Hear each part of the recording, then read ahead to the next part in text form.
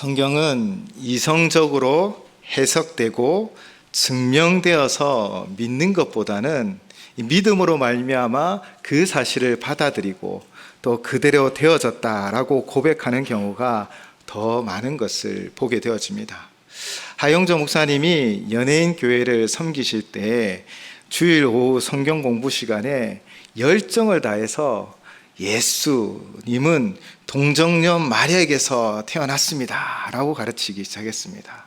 그렇게 성경 공부를 하고 있으니 이 젊은 연예인 중 한 명이 제일 뒷자리에서 에이 목사님 농담하지 마세요. 어떻게 처녀가 아기를 낳아요? 라고 핀잔을 주는 겁니다. 목사님은 계속해서 왜 예수님이 이 땅에 오셨는지를 또 그분이 동정녀 마리아로부터 태어났는지를 설명하고 이것을 믿어야 된다라고 강변하셨지만 그 젊은 연예인은 뒤에서 자꾸 딴지를 거는 거예요. 그러자 구봉서 장로님이 벌떡 일어나 이 상기된 얼굴로 이렇게 소리쳤답니다. 야 임마, 마리아의 신랑 요셉도 믿었는데 네가 뭔데 안 믿어? 라고 했답니다. 예, 코미디 같은 상황이지만 실제 상황이었다고 합니다. 하나님의 말씀은 알아서 믿게 되기도 합니다. 그런데 많은 부분 믿음으로 우리는 그것이 진실이요 사실임을 알게 되기도 한다라는 것이죠. 사실 우리의 신앙 고백은 수학 공식이 아닙니다. 증명할 수도 없고 어떤 것은 사람의 이성으로는 설명할 수가 없는 것입니다. 그래서 오늘은 우리가 예배를 드리며 고백하였죠. 그래도 나는 믿습니다. 우리는 이 믿음으로 하나님 앞에 나아가며 예배 드리고 있습니다. 동정녀, 즉 남자의 경험이 전혀 없는 여인이 아직 아기를 가졌다라는 것은 과학적으로 이성적으로 증명할 수는 없습니다.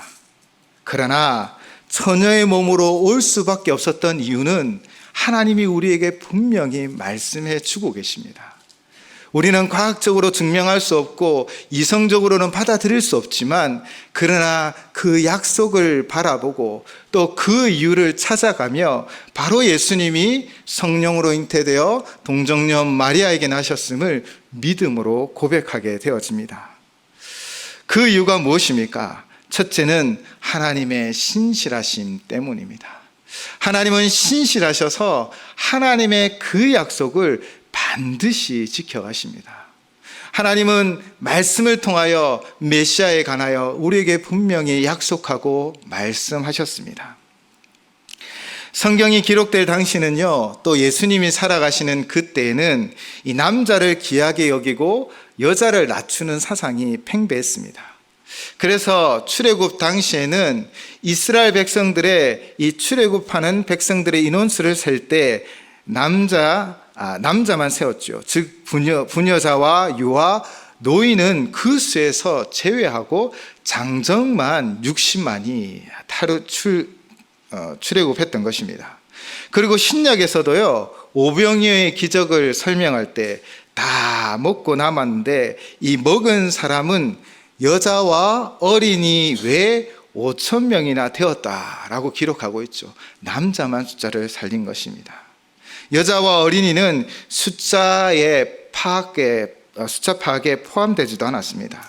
그리고 마태복음 1장의 족보를 살펴보십시오. 아브라함이 이삭을 낳고 아버지가 아들을 낳았다라고 계속해서 고백하며 기록하고 있죠. 남성 중심, 그렇게 남존 여비의 사상들이 어쩌면 묻어 있기도 합니다. 그 중심 사상에 마태복음 1장에는 여인의 이름이 4명만 기록되어 있죠. 다말과 룻과 우리아의 아내와 바로 마리아입니다. 이렇게 그 당시에는 누구의 아들인가, 그의 아버지가 누구인가가 중요했고 그 사상이 주류를 이루고 있었습니다. 당연하다라고 생각하는 시절이었죠.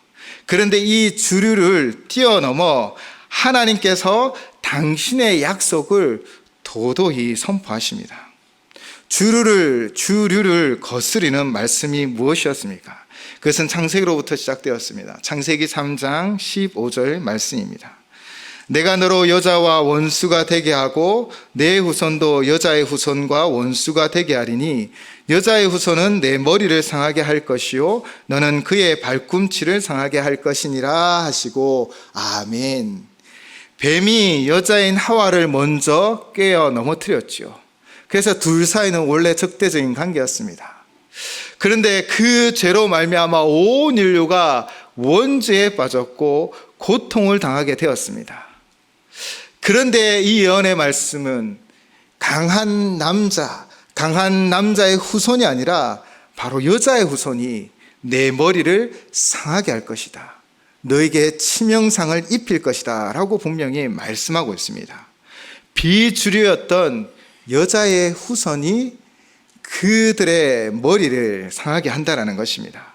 그리고 예수님이 태어나기 전 700년 전에 한 선지자가 예언하였죠. 바로 이사야 7장 14절 말씀입니다. 그러므로 주께서 친히 징조를 너희에게 주실 것이라.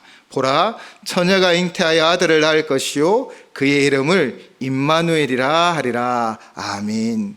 하나님 역사의 징조를 주실 텐데 위대한 가문 누구누구 아버지의 아들이 아니라 처녀가 잉태하여 아들을 낳을 것이요 그의 이름을 임마누엘이라 하라 라고 예언하였던 것입니다. 이는 그 당시 주류를 이루고 있는 사상을 뒤엎는 것이죠. 남성이 중심이 되는 세상에서 아버지가 아니라 여자의 후손이, 그리고 신비하게도 남자를 모르는 처녀인 동정녀 여인을 통해 잉태하여 아들을 낳을 것이라고 선언하고 있는 것입니다. 하나님은 항상 세상의 주류를 따르지 않았습니다. 세상은 강한 권력과 강한 힘을 중심으로 돌아갔죠. 그리고 많은 이들은 이 권력과 힘을 누리기 위하여 투쟁하며 살아갑니다. 그러나 하나님은 세상의 권력과 힘이 아니라 도리어 가장 작은 자를 통하여, 그 당시에 가장 연약한 자를 통하여 하나님의 위대한 역사를 만들어 가겠다라고 분명히 우리에게 약속하고 계신 것입니다. 그 약속은 그 당시 비주류였고 아웃사이드였던 여인을 통하여 이루겠다라고 말씀하고 있는 것이지요. 화려한 궁정에 화려한 왕자로 이 땅 가운데 오는 것이 아니라 혼인한 여인이 남편과 동거하지도 않고 임신하여 아이를 낳을 것이라고 말하고 있습니다. 그런데 이 사항은 어떤 사항입니까? 이것이 드러나면 돌에 맞아 죽을 사항입니다. 이 여인은 아무것도 변명할 수 없고 그 당시 자신을 보호할 힘도 없는 연약한 존재였습니다. 그런데 가장 약한 한 여인을 통하여 하나님은 위대한 하나님의 역사를, 그 구속사를 펼쳐가시는 것입니다. 이것을 약속하셨고 하나님은 신실하게 우리 가운데 이루어 주셨습니다. 사랑하는 성도 여러분, 우리가 약할지라도 하나님의 강하심으로 우리를 이끄시고 우리에게 주신 약속을 이루셔서 하나님은 우리를 통하여 세상을 정복하게 하여 주실 줄을 믿습니다. 바로 이 여인, 어쩌면 돌에 맞아 죽을 수밖에 없는 상황이었고 자신을 보호할 수 있는 힘도 없는 여인이었지만 그 여인을 통하여 약속대로 하나님은 인류의 구원자를 이 땅 가운데 보내주셨다라는 것입니다. 이 땅은 세상의 주류로 움직이는 것이 아니라 바로 하나님의 말씀대로, 하나님의 권능대로 역사하며 이끌어 가심을 믿습니다. 그리고 예수님이 동정녀에게 나셔야 할 이유는 죄로 말미암아 죽어야 할 우리를 살리기 위해서입니다. 죄의 종에서 하나님의 자녀로 속량하기 위해서죠. 죄의 삭은 사망입니다. 죄의 벌은 죽음입니다. 예수님은 우리 대신 이 사망의 벌을 받기 위하여 오셨습니다. 그런데 만약 예수님이 그냥 하나님으로 이 땅에 오셨다면 그분은 죽을 수가 없습니다. 왜요? 하나님이시기 때문입니다. 그래서 죽을 수 있는 사람의 몸으로 태어나셨죠. 그런데 우리는 여기서 한 걸음 더 나아가셔야 합니다. 만약 하나님이 아니시라면 그 죽음을 이길 길이 없습니다. 칼빈이 쓴 기독교 강요에는 이렇게 기록하고 있습니다. 하나님만으로는 죽음을 경험할 수가 없고 사람만으로는 죽음을 이길 수가 없기 때문에 하나님이신 그분은 사람으로 오셔야 했습니다. 우리 대신 죽기 위해서 사람이 되셨습니다. 그래서 사람이면서 하나님이신 동시에 사람으로 우리의 구주가 되셨습니다. 아멘. 바로 하나님은 참 사람으로 오셔야 했기 때문에 주님은 동정녀 마리아에게 태어나셨고, 죄가 없으셔야 하기 때문에 사람의 육체적인 관계가 아니라 바로 성령으로 신비함으로 이 땅 가운데 오셨던 것이지요. 성자 하나님께서 인류의 죄값을 치르기 위하여 성육신 하셔서 사람이 되셨습니다. 아담은 인류의 대표였습니다. 그가 죄를 지었고 그 안에 하와도 죄를 범하였기에 그 후손들은 모두 다 죄를 가지고 태어났습니다. 이를 바울 사도는 로마서 5장 12절로 이렇게 설명하고 있습니다. 그러므로 한 사람으로 말미암아 죄가 세상에 들어오고 죄로 말미암아 사망이 들어왔나니 이와 같이 모든 사람이 죄를 지었으므로 사망이 모든 사람에게 이르렀느니라. 아멘. 한 사람을 통하여 그 때문에 죄가 온 인류를 죄의 종으로 삼아 사망의 길로 가게 하였습니다. 그러므로 만약 예수님께서 육체적인 부부 사이에서 태어났다면 이 죄에서 벗어날 수 없습니다. 우리 구주이신 그분은 죄가 없는 사람으로 태어나셔야 했습니다. 그래서 하나님은 독생자를 사람으로 이 땅에 보내실 때 성령님께서 이 마리아의 몸에 잉태하게 하셔서 부부의 관계가 아니라 바로 신비한 능력으로 자연의 법칙을 뛰어넘어 이 땅 가운데 보내셨던 것이지요. 성령으로 잉태되셨다는 고백과 동정녀에게서 나셨다라는 고백은 예수님은 다른 사람들과 다르게 태어났다라는 고백입니다. 그래서 아담의 후손도 아니고 죄인도 아니라는 것이지요. 이처럼 원죄의 영향을 받지 않으시면서 참 인간으로 오셨기 때문에 주님은 그 죽음을 통하여 바로 죄의 값을 다 감당하셨습니다.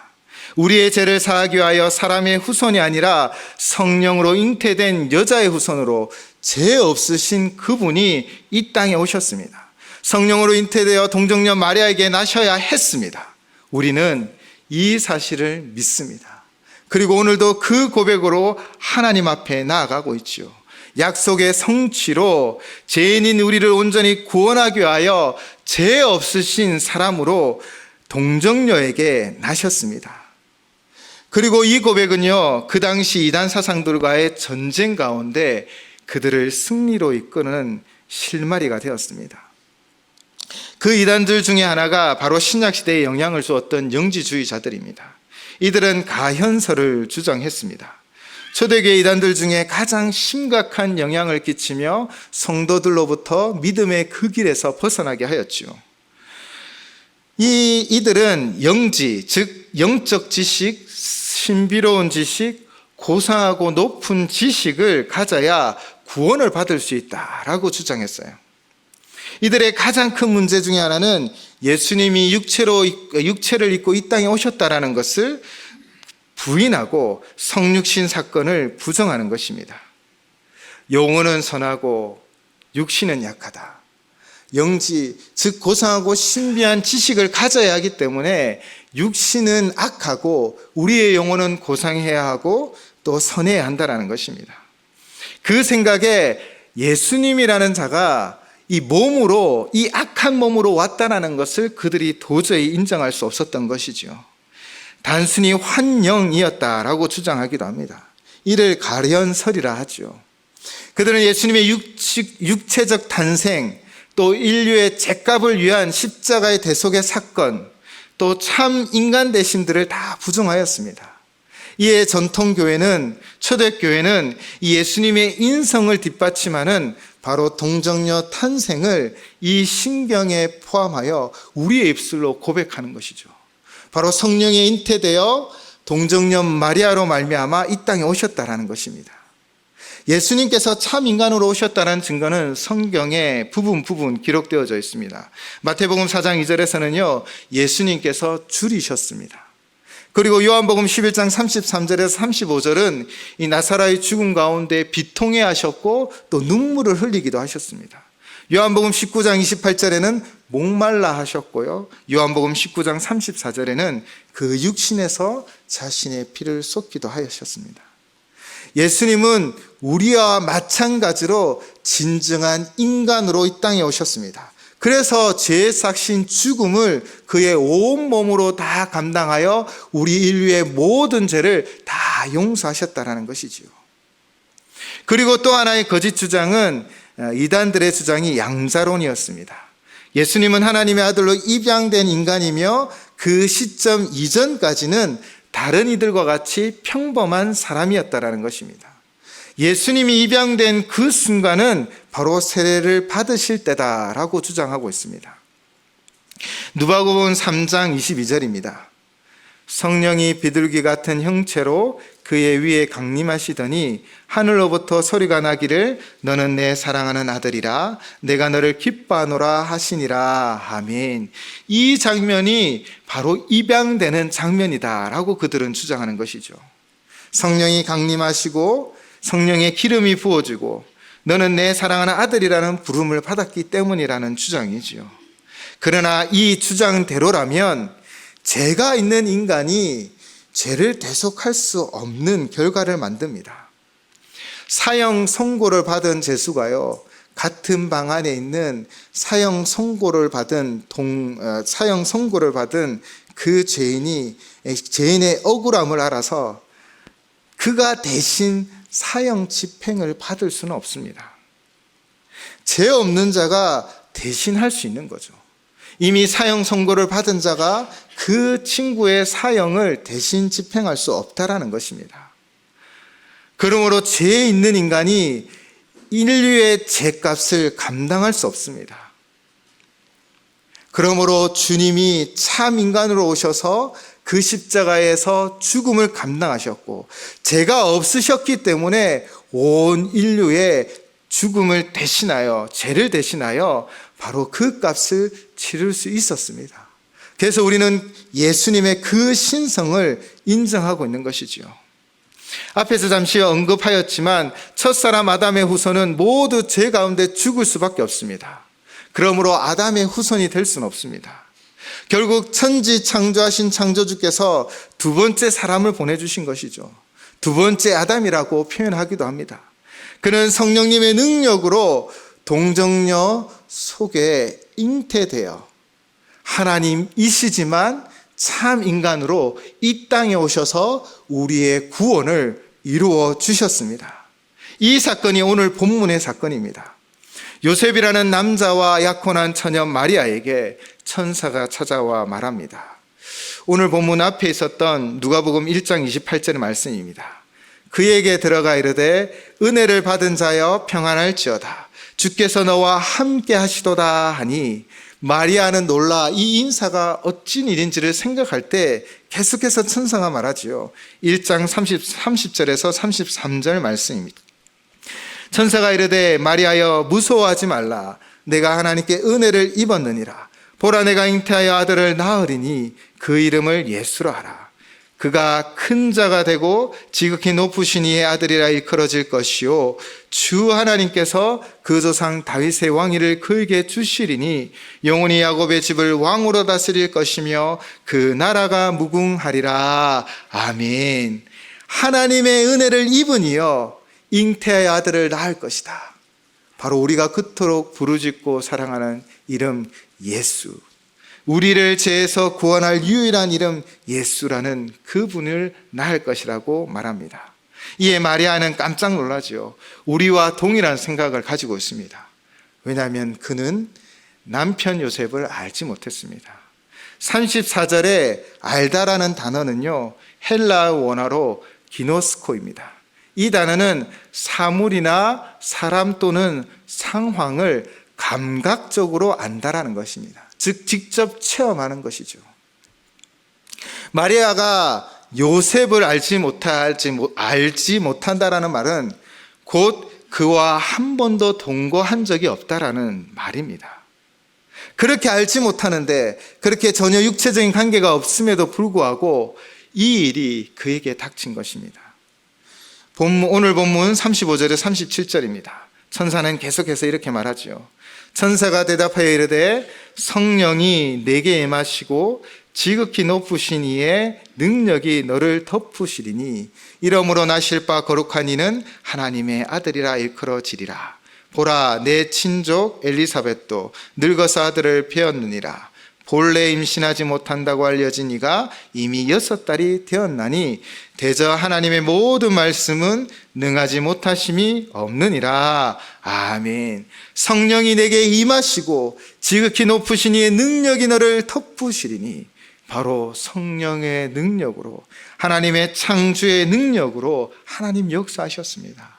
우리가 하나님이 창조주이심을 믿는다면 오늘 이 말씀이 전혀 이상하지 않습니다. 왜냐하면 하나님은 무에서 유를 창조하셨기 때문입니다. 하나님께서 인간을 만드셨기 때문입니다. 하나님께서 그 능력으로 역사하기 때문입니다. 그래서 37절에 이렇게 분명히 선포하죠. 대저 하나님의 모든 말씀은 능하지 못하심이 없느니라. 아멘. 이에 마리아는 고백합니다. 주의 여정이오니 말씀대로 내게 이루어지리다. 그녀의 이 고백을 통하여 인류 역사의 대전환점이 만들어졌습니다. 성령으로 잉태하사 동정녀 마리아에게서 나시고, 바로 성령으로 잉태된 그분, 죄가 없으시지만 바로 인간의 모습으로 이 땅에 오셔서 죄 없는 인간이신 예수 그리스도가 바로 우리의 진정한 구세주가 되어 주셨습니다. 우리가 오늘 예수 그리스도를 통하여 구원을 받았다라고 고백하고 믿는 근거인 것이죠. 예수님이 우리 모두와 마찬가지로 한 분 사람인 것은 분명합니다. 그러나 그분이 우리와 마찬가지로 그저 인간이었다면 그분은 오히려 우리처럼 구속이 필요한 존재입니다. 그러므로 이 경우에는 예수님은 우리를 구속하실 수 없습니다. 바로 사형수의 원리인 것이죠. 이때 그분은 우리가 함께 지닌 문제의 일부분입니다. 그 해결책이 되실 수 없는 존재라는 것이죠.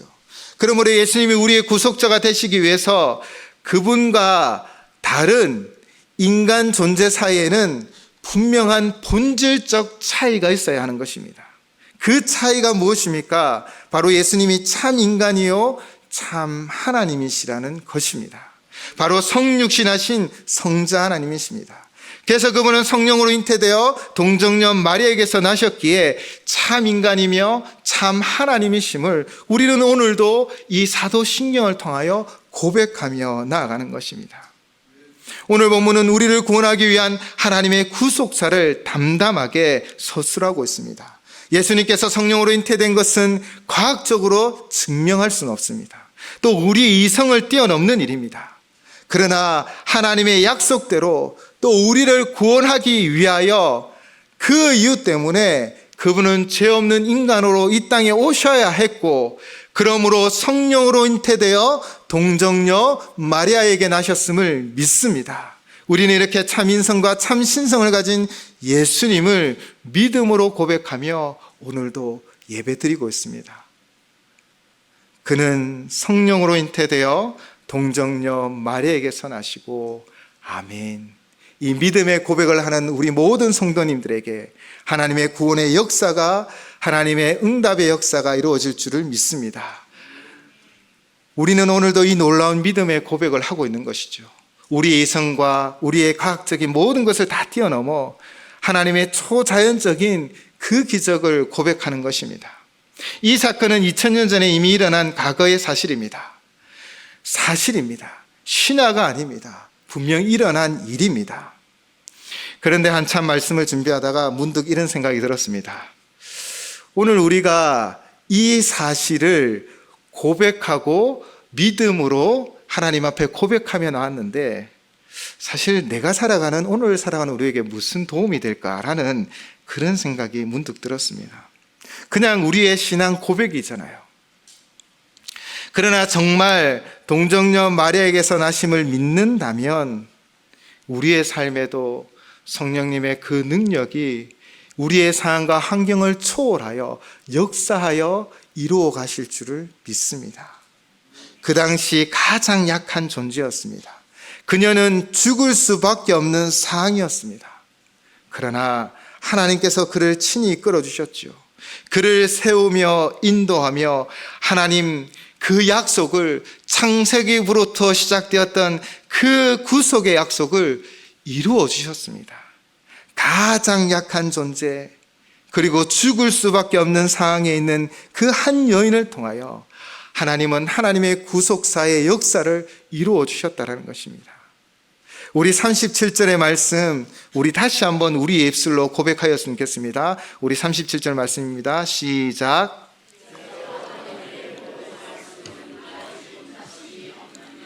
아멘. 여러분, 이 말씀을 믿으십니까? 바로 동정녀, 성령으로 잉태되어 동정녀 마리아에게 나셨습니다. 바로 우리의 불가능한 같은 상황 가운데서도 우리가 이 믿음으로 나아가면 하나님은 하나님의 역사를 우리 가운데 이루어 주실 줄을 믿습니다. 세상을 뛰어넘는 하나님의 말씀은 오늘도 우리에게 선포되어집니다. 우리가 그 말씀을 믿을 때 그 말씀은 우리의 삶 가운데 초자연적인 역사를 이루어 간다는 것입니다. 우리가 마리아처럼 주의 종이 오니 말씀대로 내게 이루어 주옵소서. 그 고백으로, 그 믿음으로 오늘 나아가는 우리에게 하나님은 오늘도 응답의 역사를 이루어 주실 줄을 믿습니다. 하나님은 우리에게 말씀하고 계십니다. 이사야 41장 10절 말씀입니다. 두려워하지 말라, 내가 너와 함께함이라. 놀라지 말라, 나는 내 하나님이 됨이라. 내가 너를 굳세게 하리라. 참으로 너를 도와주리라. 참으로 나의 의로운 오른손으로 너를 붙들리라. 아멘. 오늘도 그는 성령으로 잉태되어 동정녀 마리아에게서 나시고 라고 고백하며 믿음으로 나오는 우리의 삶 가운데 하나님의 초자연적인 역사가 반드시 일어날 줄을 믿습니다.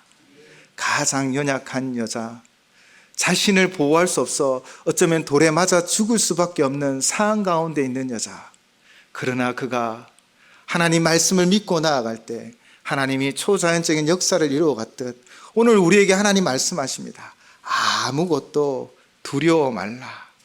주 나의 하나님이 지켜주시네. 놀라지 말라, 겁내지 말라. 주님 나를 지켜주시네. 내 마음이 힘에 겨워 지칠지라도 주님 나를 지켜주시네. 세상 험한 풍파 몰아칠 때도 주님이 우리를 지켜주실 줄을 믿습니다.